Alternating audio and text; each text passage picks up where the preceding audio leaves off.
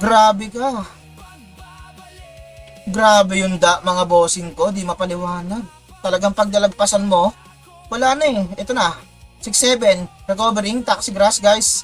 Waiting sa kalaban. So, ang top 1 guild natin guys is 3kg. Ito na ang tropa natin blackout. Tingnan natin kung tutulak sila. Bakit kay Obatras? Ito na. Si Hydro humatak sa kanan. Na Jenny yung kaliwa.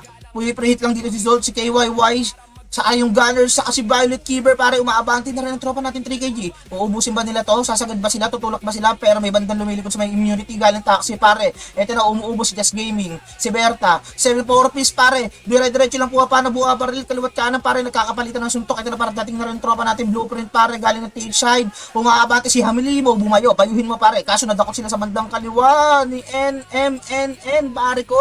Napakalupit mo. At ito, bumabayo pa rin si Halimo, bumayo, pare.